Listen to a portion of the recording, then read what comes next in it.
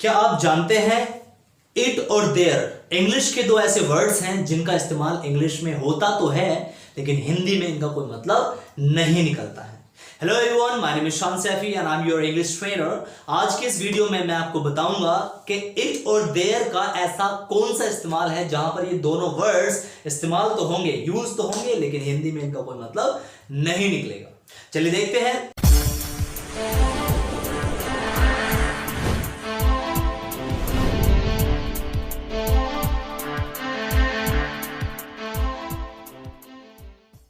वैसे तो it means यह है और देयर मीन्स वहां होता है दोस्तों, but in this chapter these two words have no meaning. इस चैप्टर के अंदर इन दोनों वर्ड्स का कोई मतलब नहीं होता है।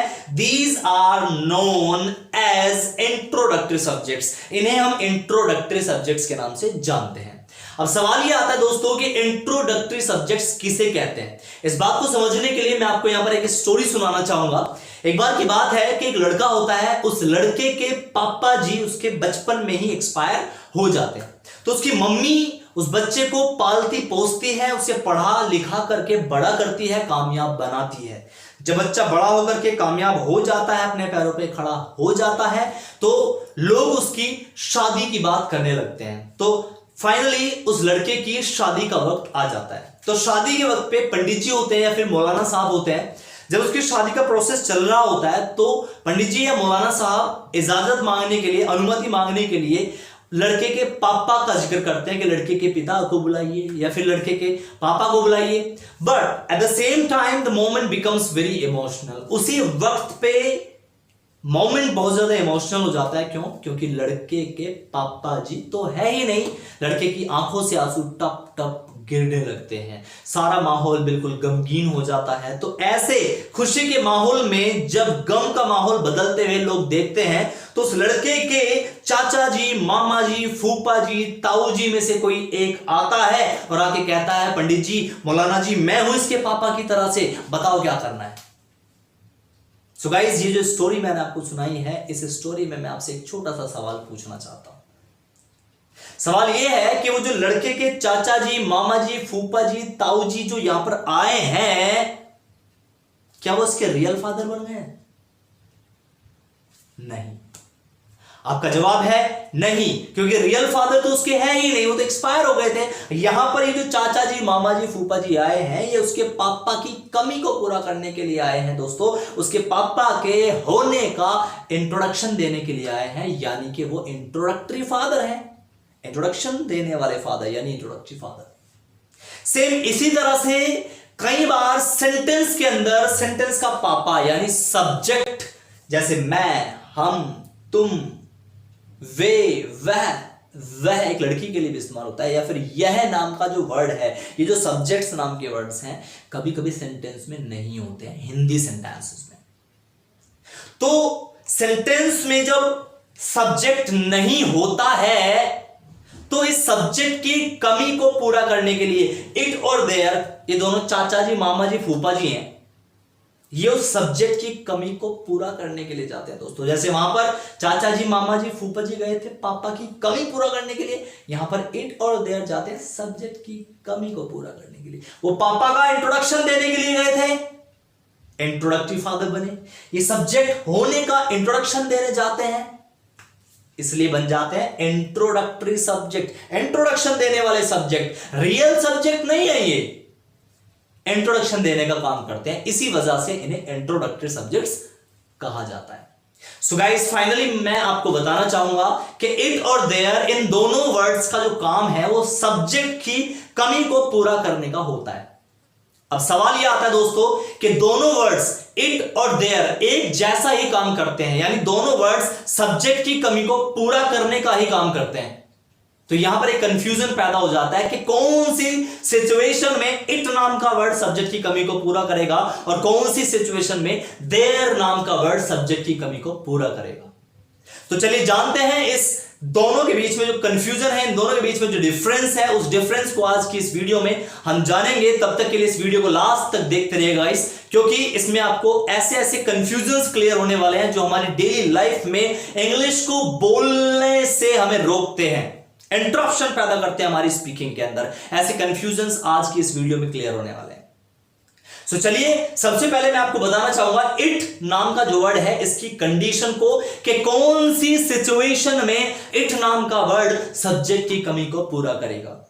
सो गाइस मैं आपको बताना चाहूंगा इट नाम का वर्ड जब भी यूज होगा तो सेंटेंस में, हिंदी में आप लोगों को नॉन टचेबल थिंग्स यानी ऐसी चीजें जिन्हें हम टच नहीं कर सकते हैं का जिक्र होता है। ऐसी बातें, ऐसे सेंटेंसेस जिनमें नॉन टचेबल थिंग्स का जिक्र हो रहा है और सब्जेक्ट की कमी भी है, तो ऐसी सिचुएशन में, ऐसे सेंटेंसेस में सब्जेक्ट की कमी को पूरा करने का काम करता है इट नाम का वर्ड। और गाइस आप लोगों को बताना चाहूंगा कि नॉन टचेबल थिंग्स इस दुनिया में बहुत सारी नहीं है, इन्हें एक लिमिटेड कैटेगरी में हम आसानी से सीख सकते हैं, आराम से हम इसे समझ सकते हैं। तो गाइस मैं आप लोगों को बताना चाहूंगा कि नॉन टचेबल थिंग्स की जो कैटेगरी है वो कौन कौन सी है। सबसे पहले यहां पर पॉइंट आता है कि टेलिंग सीजन, सीजन बताने के लिए भी हम लोग इट का इस्तेमाल करते हैं दोस्तों, क्योंकि जब भी सीजन का जिक्र होता है तो सेंटेंसेस जो भी आएंगे उसमें मैं, हम, तुम, वे, वह, यह यानी सब्जेक्ट की कमी महसूस होती है। क्योंकि सब्जेक्ट की कमी महसूस हो रही है और सीजन एक ऐसी चीज है जिसे हम टच नहीं कर सकते हैं, फील कर सकते हैं सिर्फ, तो ऐसी सिचुएशन में यहां पर इट नाम का वर्ड सब्जेक्ट की कमी को पूरा करेगा। चलिए पहले सारी कैटेगरीज को जान लेते हैं, उसके बाद में एक एक एग्जांपल को देख करके हम इस चीज को समझेंगे यहां पर। सो गाइस जैसे मैंने बताया सबसे पहली सिचुएशन, सबसे पहली कैटेगरी टेलिंग सीजन, सीजन बताने के लिए इट का इस्तेमाल होता है। ऐसे ही दूसरी कैटेगरी है टेलिंग मंथ्स, अगर आपको महीने का नाम बताना है तो महीने के नाम को बताने के लिए भी सब्जेक्ट की कमी जब भी होगी तो इट नाम का वर्ड वहां पर कमी को पूरा करने जाएगा। इसी तरह से टेलिंग डेट, डेट बताने के लिए भी आप इट नाम के वर्ड का इस्तेमाल करते हैं। और telling day, remember day may be either function और अ फेस्टिवल गाइस। आपका जो दिन है वो वैसे तो दिनों का नाम Sunday, Monday, Tuesday, Wednesday, Thursday, Friday, Saturday means any day they may be, लेकिन उसके अलावा कई बार ये स्पेशल डे यानी कि फंक्शन या फेस्टिवल के रूप में भी आ सकता है। तो डे बताने के लिए भी इट का इस्तेमाल आप लोग हमेशा करेंगे। इसके बाद में लास्ट पॉइंट यहां पर आता है टेलिंग टाइम, टाइम बताने के लिए भी इट नाम के वर्ड का इस्तेमाल होता है। सो दोस्तों ये 5 सिचुएशन यहां पर लिखी गई है। इन 5 सिचुएशन के सेंटेंसेस को जब भी कभी आप देखेंगे तो हर सेंटेंस के अंदर आपको सब्जेक्ट की कमी महसूस होगी, और जब जब इन कैटेगरी के सेंटेंसेस में सब्जेक्ट की कमी महसूस आपको होती है तो इट नाम का वर्ड सब्जेक्ट की कमी को पूरा करने के लिए हम लोग इस्तेमाल करेंगे। सो गाइस चलिए देखते हैं पहला एग्जांपल इट नाम के वर्ड को यूज को प्रॉपरली सीखने के लिए। देखिए सबसे पहले मैं आपको बताना चाहूंगा, अगर मैं आपसे कहूं कि आज बहुत गर्मी है, गाइस इस सेंटेंस को जरा ध्यान से देखो, आज बहुत गर्मी है। इस सेंटेंस में कहीं पर मैं, हम, तुम, वे, वह कोई सब्जेक्ट आया है? नहीं आया है। दैट मीन्स इसमें सब्जेक्ट की कमी हो रही है। और इस सेंटेंस के अंदर आपको क्या दिखाई दे रहा है? गर्मी। गाइस क्या आप गर्मी को टच कर सकते हैं? नहीं ना। We can never touch hot, हम गर्मी को कभी टच नहीं कर सकते हैं। We can just feel it, हम बस इसे फील कर सकते हैं, महसूस कर सकते हैं। इसलिए इस सेंटेंस में सब्जेक्ट की कमी को पूरा करेगा इट नाम का वर्ड, और जो भी चीज का जिक्र हो रहा है उसे इट के बाद में हम यूज करेंगे। तो हम बोलेंगे it is very hot today, आज बहुत गर्मी है। इन प्लेस ऑफ गर्मी अगर मैं आपसे कहूं कि आज बहुत सर्दी है तो हम बोलेंगे it is very cold, it is very cold today, आज बहुत सर्दी है। तो ये सीजन बताने के लिए 2 एग्जांपल्स मैंने आपको दिए हैं दोस्तों। इसी तरह से मंथ के लिए एक एग्जांपल ले लेते हैं। जैसे कि मैंने कहा जनवरी का महीना है, सो हम बोलेंगे it is the month of January.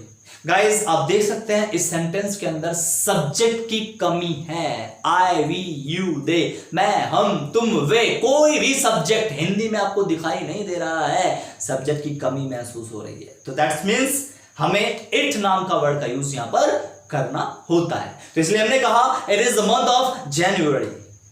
In the same way एक एग्जांपल हम डेट बताने के लिए लेते हैं। गाइस याद रखना, डेट बताने का काम अक्सर हमारे साथ में रोजाना ही होता है। तो अगर मैं आपसे कहूं कि आज 16 मार्च है, आज 16 मार्च, 16 मार्च एक डेट आ गई यहां पर और है का जिक्र हो रहा है। फिर से देखिए सब्जेक्ट की कमी महसूस हो रही है। तो इस सेंटेंस में सब्जेक्ट की कमी को पूरा करेगा इट नाम का वर्ड। तो हम बोलेंगे इट इज 16th of मार्च। आज 16 मार्च है। आज के लिए जो वर्ड आएगा वो लास्ट में हम लगा देंगे। It is 16th of March today. आज 16 मार्च।